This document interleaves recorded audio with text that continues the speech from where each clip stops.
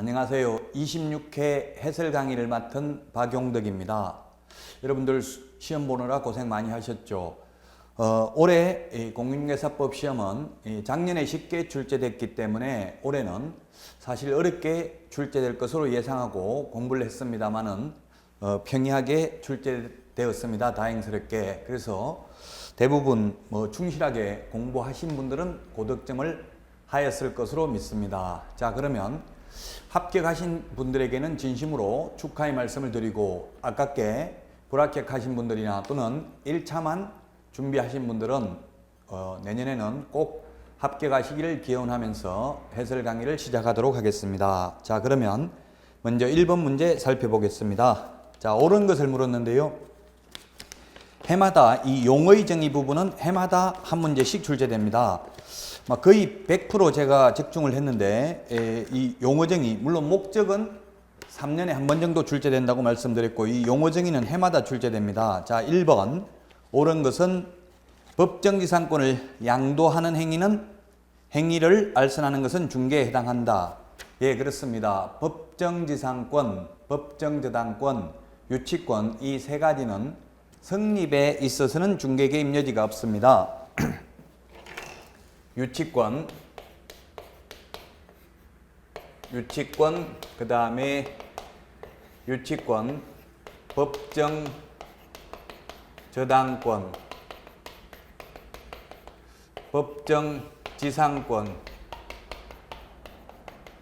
이 세 개는 성립, 설정에 있어서는 중개 개입 여지가 없고 이전 양도할 때에는 중개대상 권리에 해당이 됩니다. 법정지상권이라는 것은 민법 366조에 의해서 저당권 설정 당시에 토지와 건물이 동일 소유이였다가 임의경매로 인하여 토지와 건물 소유자가 달라진 경우에는 계속해서 이 건물을 토지 소유자는 그 건물에 대해서 법정지상권이 인정이 됩니다. 소유자가 달라지더라도. 이것은 따라서 성립에는 중개 개입 여지가 없고요. 이전 양도할 때만 중개상 권리에 해당된다고 했습니다.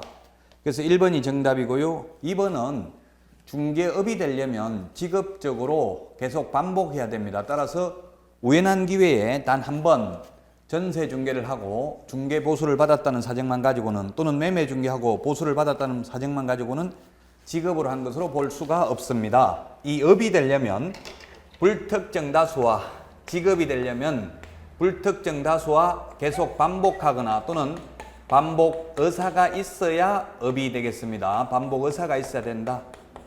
그래서 한 번만 했다면 중개업이라고 볼 수 없죠. 그 다음에 공인중개사는 3번에 이 법에 의해서 자격을 취득한 자입니다. 따라서 외국 사람이 우리나라에 와서 자격을 취득하면 공인중개사이고요. 우리나라 사람이 외국에 가서 자격을 취득해도 공인중개사가 아닙니다. 이 법에 의해서 자격을 취득한 자입니다. 자, 그래서 3번 틀렸고요. 4번 소속 공인중개사는 개업공개사에 소속된 공인중개사로서 중개 업무를 하거나 또는 개업공개사의 중개 업무를 보조하는 자를 말하죠. 따라서 법인 소속이든 개인 소속이든 모두 소속 공인중개사가 될 수 있습니다. 따라서 법인에 소속된 공인중개사만을 말한다라고 해서 틀린 지문이 되겠고요. 5번은 보조원은 이 공인중개사가 아닌 자로서 개업공개사에 소속되어 현장 안내 및 일반 서무 등 단순한 업무를 보조하는 자를 말합니다. 따라서 확인 설명 의무를 부담한다라고 해서 틀렸죠. 따라서 맞는 것은 1번이 정답이 되겠습니다. 1번에. 자, 그러면 2번 문제 살펴보도록 하겠습니다. 중개대상물에 대한 것으로 틀린 것입니다. 정답은 5번인데요. 중개의 정의에서 말하는 그 밖의 권리에는 저당권은 포함되지 않는다 했는데 포함됩니다. 중개란 중개대상물에 대하여 거래 당사자 간의 매매, 교환, 임대차, 그 밖의 권리의 득실 변경에 관한 행위를 알선하는 것을 말하는데, 이 그 밖의 권리에는 저당권 이런 것들이 포함되고요. 그 밖의 권리에는 저당권 등 담보물권이 포함되고요. 이 저당권이 비록 금전 소비대차 알선에 부수하여 이루어졌다 하더라도 달리 볼 것도 아닙니다. 저당권 등 담보물권도 그 밖의 권리에 해당되고요. 그 다음에 환매권도 물론 해당이 되고요.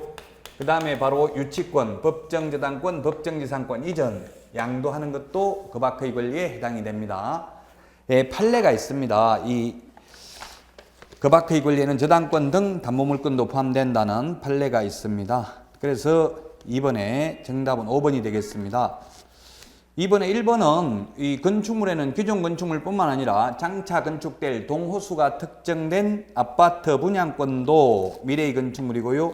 이번에 공용 폐지되지 아니한 한 행정재산인 토지는 중개사물이 되지 않는다.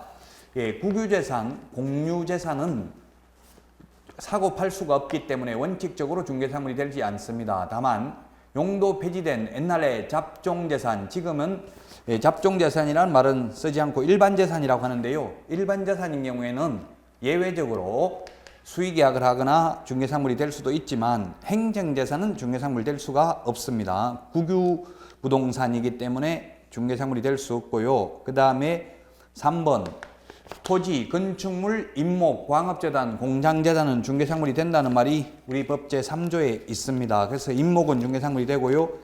그 다음에 4번에 주택이 철거될 경우 일정한 요건 하에서 택지개발지구 내에 이주자 택지를 공급받을 지위인 소위 대토권은 중개사물이 해당되지 않는다는 판례가 있죠. 대토권.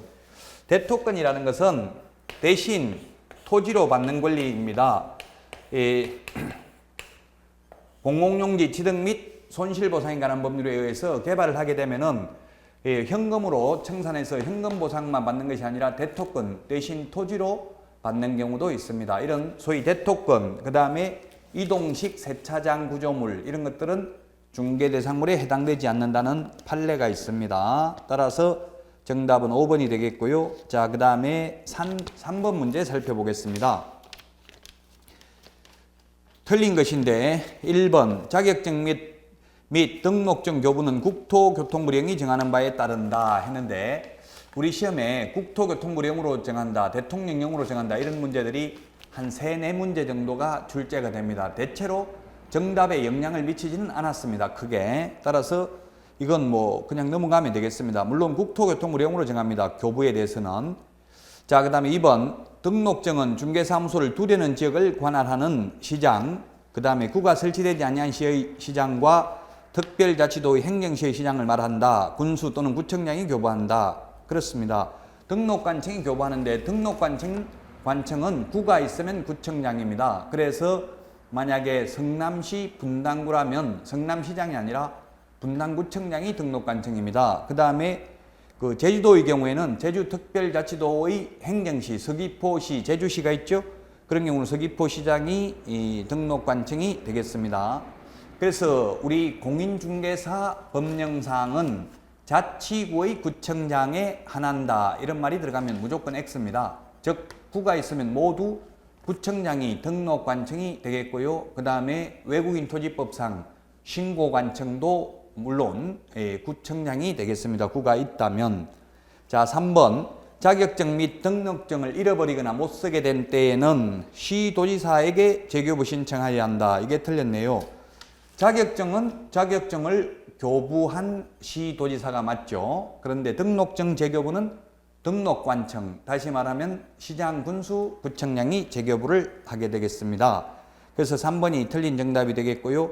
4번 등록증을 교부한 관청은 그 사실을 협회에 통보해야 됩니다. 다음 달 10일까지 협회에 통보하는 사항이 6가지가 있습니다. 등록사항, 휴폐업 신고사항, 사무소 이전 신고사항, 업무정지, 등록 취소 등의 행정처분사항 등을 다음 달 10일까지 협회에 통보합니다. 예, 그래서 맞고요. 5번 자격증 재교부를 신청하는 자는 당의 지자체 조례가 정하는 바에 따라 수수료를 납부해야 된다. 예, 자격증을 처음에 교부할 때는 수수료 내지 않습니다. 여러분들이 합격하면 공짜로 교부하지만 만약 분실해가지고 재교부 받을 때에는 수수료 납부해야 됩니다. 제가 수수료 내야 되는 게 우리 공인중개사법에 한 15번 정도 나옵니다. 계속 반복해서 정리를 해드렸었죠. 그래서 3번의 정답은 3번이 되겠습니다. 자, 그 다음에 4번도 역시 해마다 거의 출제됩니다. 90% 이상. 법인의 등록 기준 5가지가 있는데요. 이 중에서 모두 옳은 것을 모두 고른다 이렇게 했는데요. 법제 14조에 있습니다. 기업, 상법상 회사로서 자본금 5천만 원 이상일 것. 예, 상법상 회사죠. 그래서 시험에 주식회사로서 5천만 원 이상일 것 하면 X입니다. 주식회사, 합자, 한명회사 다 상관없습니다. 5천만 원 이상입니다. 여기에서는 자본금이 5천만 원 이상이고요. 그 다음에 우리 보정설정 금액은 개인은 1억 원 이상, 법인은 2억 원 이상, 분사무소도 1억 원 이상, 지역농협은 1,000만 원 이상입니다. 보정설정 금액하고 자본금하고 구분을 하셔야 되겠고요. 니은에 대표자는 공인중개사이어야 합니다. 맞는 말이고요. 디귿은 대표자를 포함하는 게 아니라 제외한 임원 또는 사원의 3분의 1 이상이 공인중개사이어야 합니다. 그래서 디귿 틀렸고, 리얼은 대표자, 임원 또는 사원의 3분의 1이 실무교육을 받아야 되는 게 아니라 실무교육은 모든 임원, 전원 및 분사무소 책임자, 소속 공인중개사 모두 다 받아야 됩니다. 3분의 1 이상이 받아야 되는 게 아니고요. 따라서 정답은 2번이 되겠습니다. 자, 우리 이 공인중개사법에 2분의 1, 3분의 1, 5분의 1이라는 숫자가 나오는데요. 3분의 1이라는 숫자는 여기밖에 없습니다. 즉 법인의 임원, 대표자는 공인중개사이어야 하며 대표자를 제외한 임원 또는 사원의 3분의 1 이상이 공인중개사여야 되고요. 자, 3분의 1 말씀드렸고요. 자, 그 다음에 2분의 1이 있는데 2분의 1은 여러 군데 나오죠. 2분의 1이 어디 있느냐 하면 첫째, 중개보수, 주택의 면적이 2분의 1 이상인 경우에 전부 주택을 기준으로 중개보수를 산출합니다. 주상복합 건물인 경우. 그 다음에 또 주택, 상가 건물 임대차 보호법에서 최우선 변제, 주택, 상가 매각대금의 2분의 1 범위 내에서 최우선 변제 받을 수 있습니다. 2분의 1. 그 다음에 외국인 토지법에서 구성원의 2분의 1 이상이 외국인이면 외국인 토지법을 적용받습니다.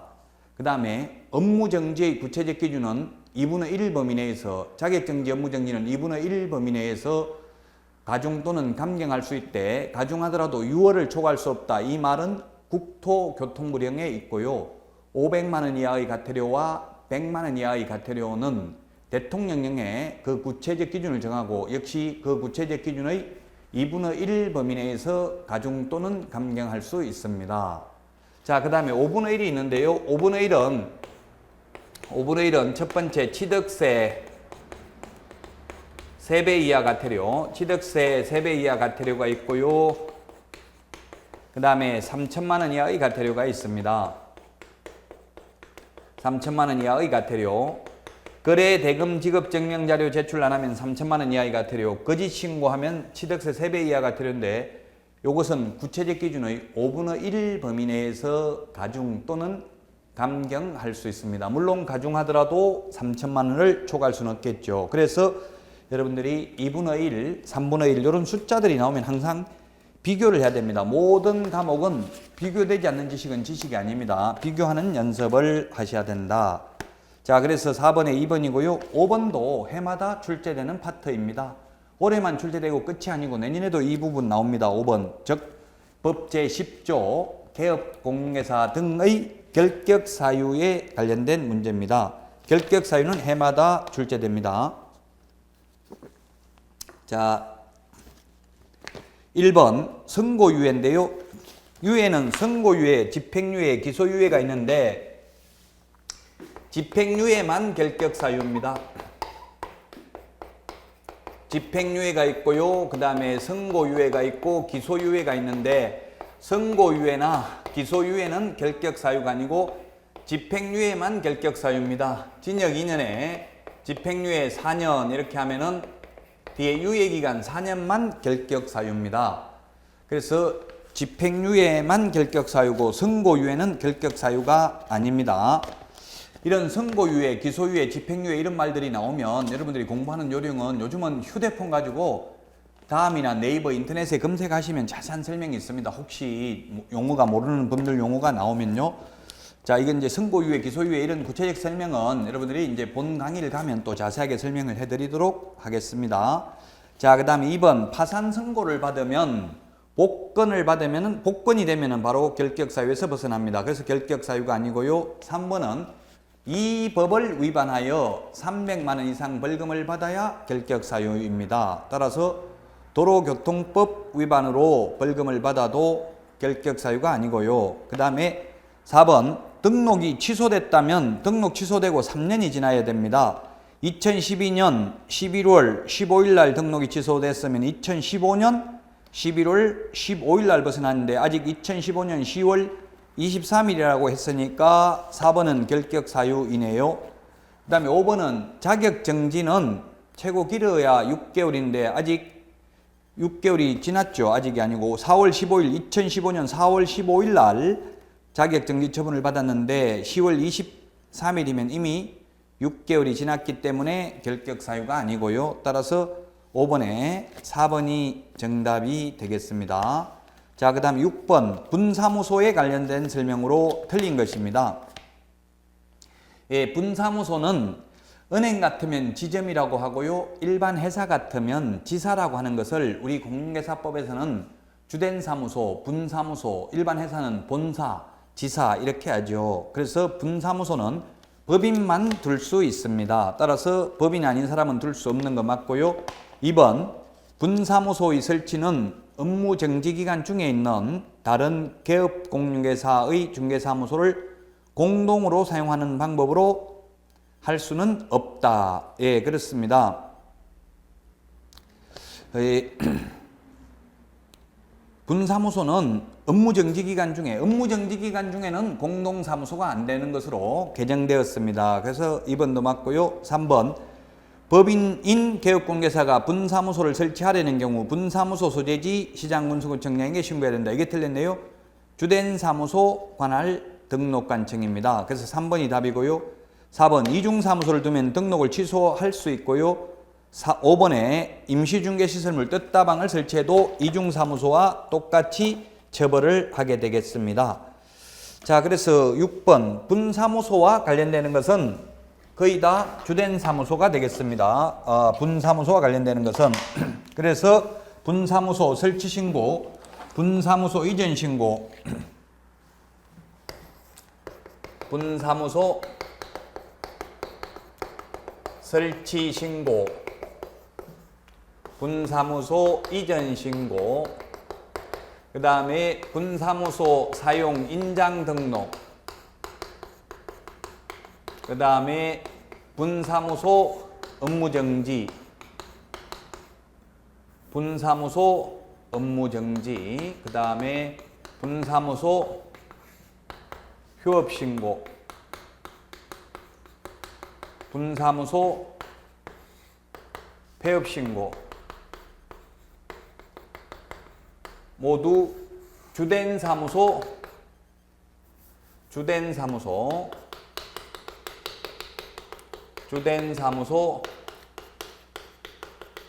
등록관청이 해당 관청입니다. 그런데 분사무소에 대한 지도감독은 둘 다 가능합니다. 주된 사무소 등록관청도 가능하고요. 그 다음에 분사무소 관할 시장군수구청장도 지도감독할 수 있습니다. 자, 그런데 분사무소에서 중개행위를 하였을 경우 중개보수입니다. 분사무소에서 중개행위를 하였다면 분사무소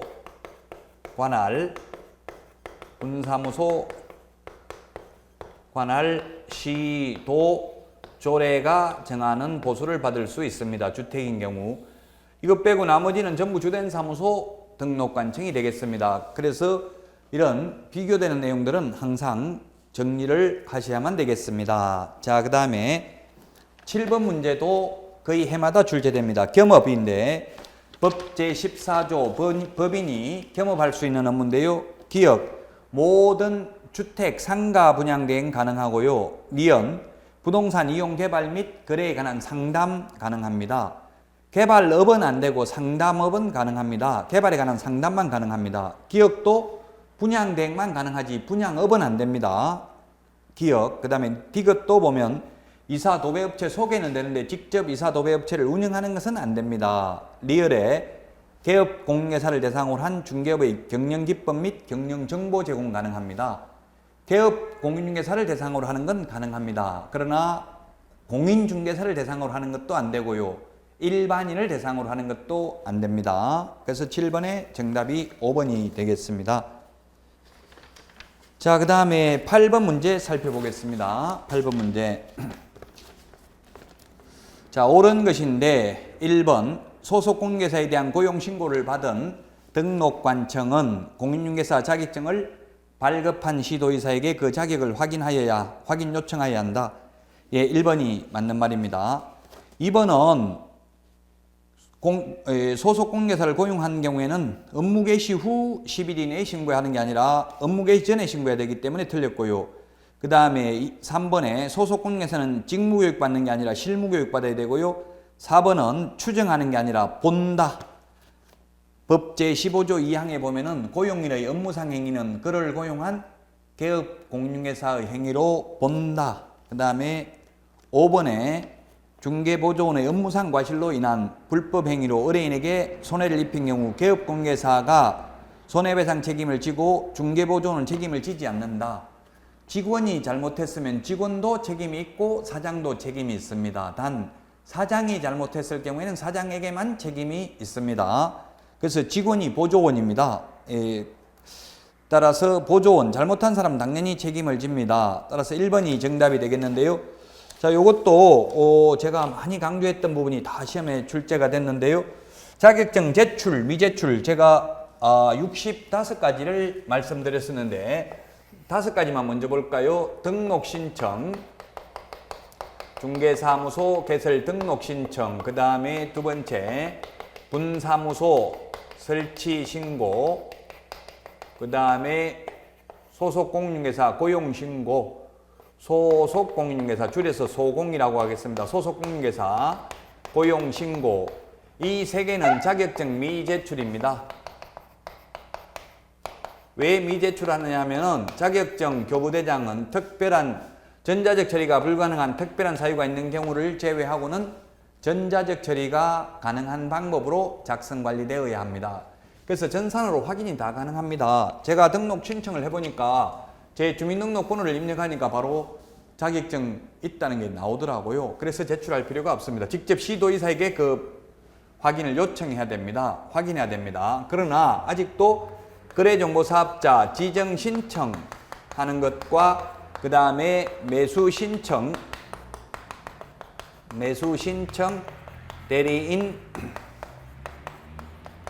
등록 신청, 이 두 개는 아직도 자격증 4번을 제출해야 됩니다. 입법의 불비로 봐야 되겠죠. 법이 잘못됐지만 악법도 법이라고 지켜야 되죠. 그래서 이 세 개는 자격증 제출 안 하는데 두 개는 자격증 제출한다는 것 구분해서 정리를 하셔야만 되겠습니다.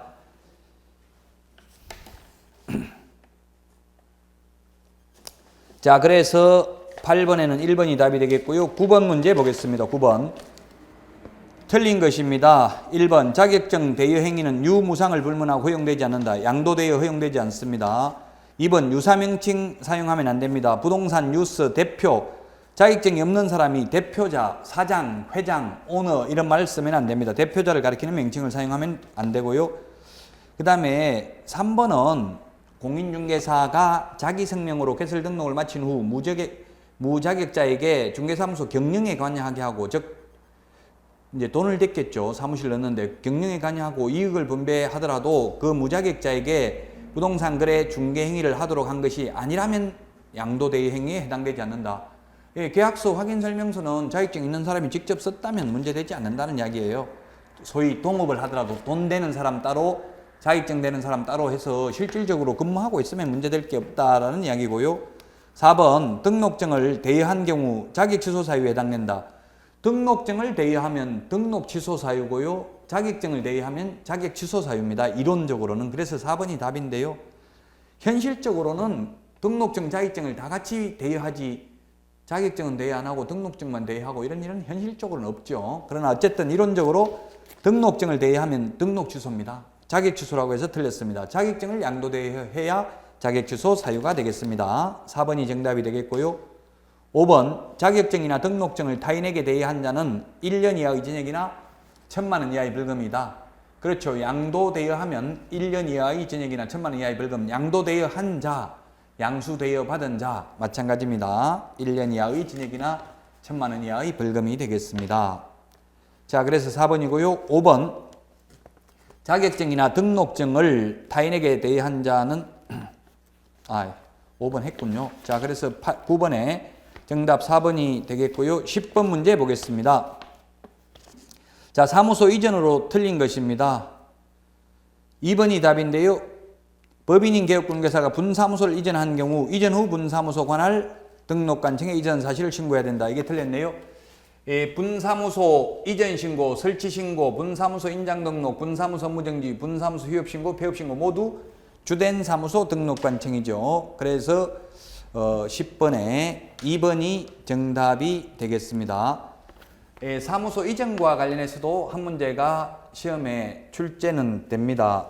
사무소 이전도 그러면 한번 정리를 해볼까요? 사무소 이전을 보면은 예를 들어서 서울특별시 노원구에 있는 사무소를 경기도 군포시로 옮겼다면 옮기고 나서 10일 이내에 사전이 아니라 사후에 이전 후의 등록관청에 신고합니다. 신고할 때 제출하는 서류는 두 가지입니다.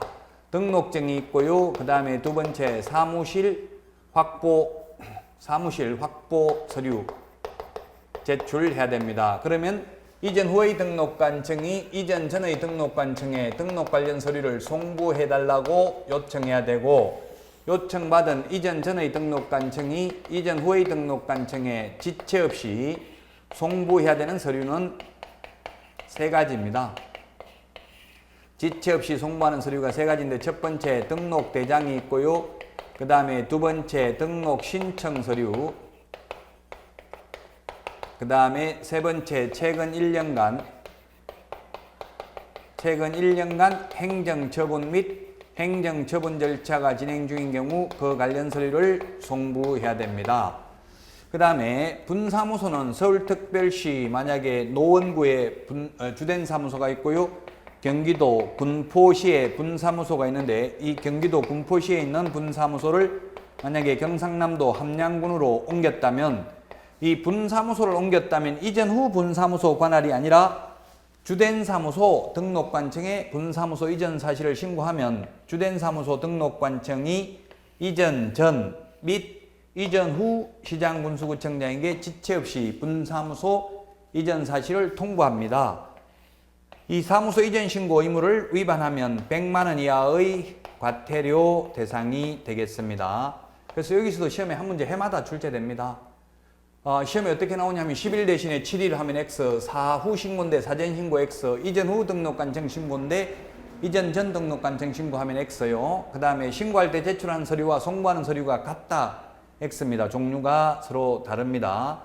자, 그 다음에 이 관할구역 안에서 옮겼을 때와 관할구역 밖에서 옮겼을 때가 있는데, 관할구역 밖으로 옮기면은 재교부합니다. 등록증을 재교부합니다. 관할 밖으로 옮겼을 때는. 그런데 관할구역 안에서 옮겼을 때도 원칙은 재교부지만 예외적으로 등록증의 기재사항을 변경하여 이를 교부할 수 있다. 관할구역 안에서 옮겼을 때에는. 그리고 처리기한, 기간 같은 의미로 쓰고 있습니다. 7일입니다.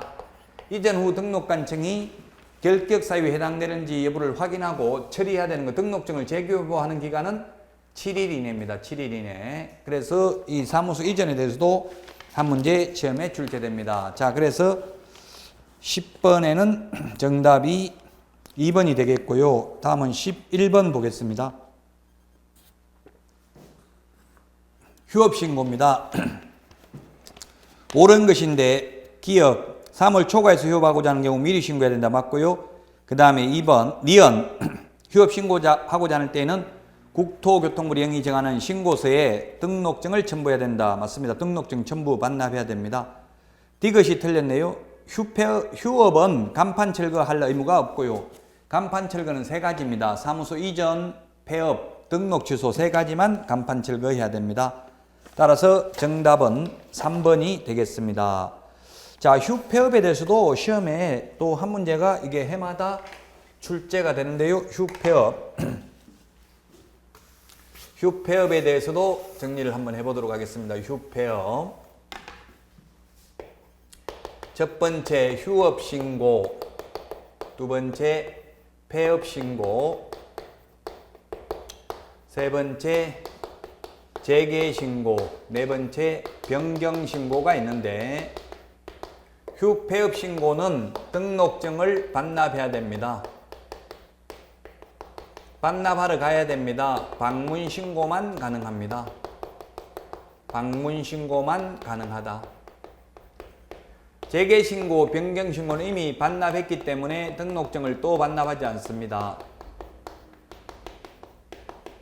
그래서 방문 신고도 가능하지만 전자문서도 가능하다. 전자문서도 가능하고요. 모두 다 미리 신고해야 됩니다. 모두 다 미리 신고해야 되고 신고서 서식은 동일합니다. 휴업 신고는 3월 초과해서 휴업하고자 하는 경우 신고해야 되고요. 한 번 신고하면 6개월간 휴업할 수 있습니다. 그러나 6개월을 초과하고 싶으면 미리 휴업기간 변경 신고를 하면 됩니다. 미리 변경 신고해야 됩니다. 단 부득이한 사유가 있어야 됩니다. 징집으로 인한 입영, 치약, 질병으로 인한 요양 등 부득이한 사유가 있으면 미리 변경 신고하면 연장이 가능합니다. 근데 옛날에 연장 통보라고 했는데 지금은 통보가 아니라 모두 신고라는 표현을 쓰고 있습니다. 6월 초과 무단 휴업을 하면 등록을 취소할 수 있습니다. 그런데 3월 초과 무단 휴업, 폐업 신고, 재개 신고, 변경 신고 위반은 100만 원 이하의 과태료 대상이 되겠습니다. 자, 다음은 12번 문제 보겠습니다. 전속중개계약 시 정보 공개해야 될 사항 이거 7가지 암기해야 됩니다. 정답은 4번이네요. 즉 니은에 있는 각 권리자의 주소 성명 등 인적사항에 관한 정보는 정보망이나 일간신문에 공개하면 안 됩니다. 인적사항을 공개하면 사생활 침해 우려도 있지만 실질적으로 중개보수를 받기가 어렵습니다. 직접 연락해가지고 의뢰인들끼리 또는 다른 개업공개사가 거래를 해버리면 중개보수를 받기 어렵기 때문에 인적사항에 관한 정보는 공개하여서는 아니 된다라고 되어 있습니다. 공시지가의 경우에는 임대차인 경우 공개하지 아니할 수 있죠. 따라서 12번에 정답은 4번이고요. 자, 그 다음에 13번 보겠습니다. 옳은 것은 했는데 1번 지역농협은 등록해야 된다 했는데 지역농협은 농협협동조합법에 보면 공인중개사법 제9조를 배제한다라고 되어 있습니다. 지역농협, 그 다음에 산업단지관리기관, 지역산림조합은 등록을 하지 않고요. 신탁업자와 한국자산관리공사는 등록을 합니다. 즉 특수법인도 특별한 규정이 없으면 등록을 해야 되지만 등록을 하지 않아도 된다는 특례가 있는 경우는 안 해도 되겠죠. 그 다음에 2번에 보면 휴업기간 중에 있는 개업공개사는 다른 개업공개사인 법인의 사원이 될 수 있다 했는데 이중 소속은 안 됩니다. 3번 시도지사가 자격 정지 처분을 한 경우에 다른 시도지사에게 통지해야 된다는 규정은 없습니다. 자격 취소는 통지하고 5일 이내에 국토교통부 장관에게 보고해야 된다는 규정이 있죠.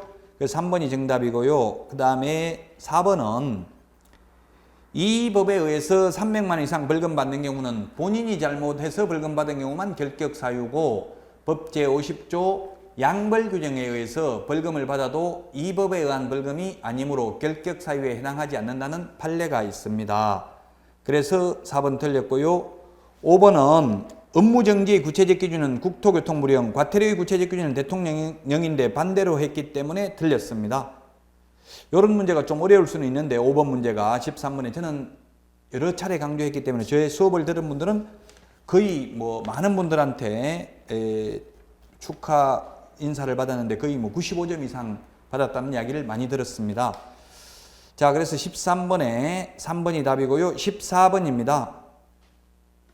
계약서 필요직기사항 9가지 이것도 반드시 암기해야 되는 부분입니다. 정답은 5번입니다. 9가지 암기사항이기 때문에 설명은 생략하겠습니다. 14번에 5번이 답이 되겠고요. 자, 그 다음에 15번 문제 살펴보도록 하겠습니다. 확인 설명이 뭐 단일 법조문으로서는 가장 중요하다고 봐야 되겠죠. 틀린 것입니다. 답 2번입니다. 15번. 이게 올해 개정된 부분입니다. 작년까지는 업무 정지였는데요. 확인 설명 의무 위반이 모두 다. 올해부터는 확인 설명하지 않거나 근거 자료를 제시하지 않는 경우에는 500만 원 이하의 과태료로 개정됐고요. 둘 다 하지 않는다면 구체적 기준이 500만 원, 둘 중에 하나를 안 하면 구체적 기준이 400만 원입니다. 자, 그러면 작년에 업무 정지였다가 올해 500만 원 이하의 과태료로 바뀌었다면 이거는 강화되었을까요? 완화되었을까요? 물론 우리 시험에 강화되었냐 완화되었냐 묻지는 않을 것입니다. 이해를 돕기 위해서 말씀드리는데 오히려 완화되었다고 볼 수 있습니다. 만약에 6개월 동안 업무를 못하는 거하고 500만 원 과태료하고 6개월 업무 못하는 게 더 크다는 이야기예요. 과태료야 내버리면 되지만 6개월 동안 업무도 못하고 월세 내야 되고요. 그 다음에 손님 다 끊기고 이렇게 된다면 엄청난 피해가 있겠죠. 그래서 협회에서 건의를 해서 확인 설명하지 않거나 근거 자료 제시하지 않는 경우는 500만 원 이하의 과태료로 바뀌었고요. 아직도 확인 설명서를 교부하고 3년간 보존하지 않거나 확인 설명서에 서명 날인하지 않는 경우에는 아직도 업무 정지 사유에 해당이 되겠습니다. 그래서 15번의 정답은 2번이 되겠고요. 자, 그 다음에 16번입니다. 중개보수에 대해서 시험에 2문제가 출제가 됩니다. 정답은 5번인데요.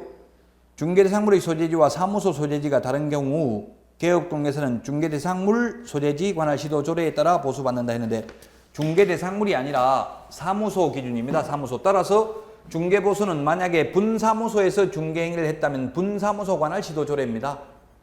부동산 소재지가 아니라 사무소 소재지 시도 조례가 되겠습니다. 따라서 5번이 틀린 정답이 되겠습니다. 중개보수는 2문제 나오죠. 일반적인 내용이 1문제 나오고 그 다음에 계산하는 문제가 1문제 나오고 해서 2문제가 출제가 됩니다. 16번에 5번이 답이 되겠고요. 그 다음에 17번 문제 보겠습니다. 손해배상 책임 옳은 것인데 기업, 지역농협 협동조합이 중개업을 하는 때에는 중개업무를 개시하기 전에 보장금액 1천만 원 이상의 보정을 설정하고 그 증명서류를 갖추어 등록관청에 원칙은 신고해야 됩니다. 예외 물론 신고 생략할 수 있습니다. 특수법인도 인장 등록은 해야 되고 특수법인도 보정 설정은 해야 됩니다. 다만 이 특수법인 중에서 지역농협은 등록을 하지 않아도 되고요. 등록 기준 적용되지 않고 따라서 그 다음에 분사무소 책임자가 공인중개사 아니라도 되죠. 그 외에는 다 적용이 됩니다. 자, 니은 개업공개사는 자기 사무소를 다른 사람이 중개행위 장소 제공해서 손해가 발생한 경우 손해배상 책임이 없다 했는데 책임이 있습니다. 그 다음에 디귿은 재보정 설정은 손해배상을 하고 나면 10일이 아니고 15일 이내에 해야 됩니다. 틀렸습니다. 답은 1번이 되겠습니다. 17번에 1번인데요. 손해배상 요건이 3가지가 있죠. 첫 번째, 개업공개사의 고의 또는 과실이 있거나 그 다음에 두 번째, 고용인의 고의 과실이 있거나 세 번째, 다른 사람의 중개행위 장소로 제공을 하여 의뢰인에게 재산상 손해가 발생한 경우에 재산상 손해입니다. 정신적 손해가 아니라 재산상 손해가 발생한 경우에 손해배상 책임이 있습니다. 그 3가지 요건이기 때문에 장소 제공을 해도 손해배상 책임이 있습니다. 17번에 그래서 니은 틀렸죠? 정답은 1번이 되겠습니다. 자, 다음은 18번 문제 보겠습니다. 금지행위도 해마다 제가 시험에 출제된다고 강조드렸는데요. 기억 쌍방대리 3년에 2천만 원, 3년 이하의 징역이나 2천만 원 이하의 벌금 맞고요. 니은은 매매를 업을 경우 1년 이하의 징역이나 1천만 원 이하의 벌금 맞고요. 디귿 관계법령에서 양도가 금지된 부동산의 분양과 관련 있는 증서 등의 매매를 중개하는 행위. 이것은 3년 이하의 징역이나 2천만 원 이하의 벌금이니까 틀렸네요. 리얼에 사례의 명목으로 보수 또는 실비를 초과하여 금품을 받는 행위. 중개보수 초과해서 받으면 1년 이하의 징역이나 1천만 원 이하의 벌금이죠. 틀렸네요. 정답은 1번이 되겠습니다. 금지행위. 이건 올해만 출제되고 끝이 아닙니다. 내년에도 출제됩니다. 반드시 암기해야 되는 부분이고요. 19번 교육. 교육제도도 이게 최근에 개정됐기 때문에 제가 올해 반드시 출제된다고 했습니다. 1번은 실무교육을 받은 개업공개사는 실무교육 후 2년마다 직무교육 받는 게 아니라 연수교육을 받아야 되고요. 그 다음에 2번에 책임자가 되고자 하는 자는 연수교육 받는 게 아니라 실무교육 받아야 됩니다. 실무교육 받고 나서 2년마다 연수교육 받죠. 개업공개사와 소속공개사. 3번 고용관계 종료 신고 후 1년 이내에 다시 보조원으로 고용 신고의 대상이 된 자는 시도의사 또는 등록관청이 실시하는 실무교육을 받지 않아도 된다. 예, 그렇습니다. 1년이 지나지 않았다면 교육의 유효기간은 1년입니다. 그래서 그만두고 1년 안에 다시 취직하려면 교육 안 받아도 됩니다. 마찬가지로 개업공개사도 폐업하고 1년 안에 다시 개업하려면 실무교육 안 받아도 됩니다. 3번이 정답이 되겠고요.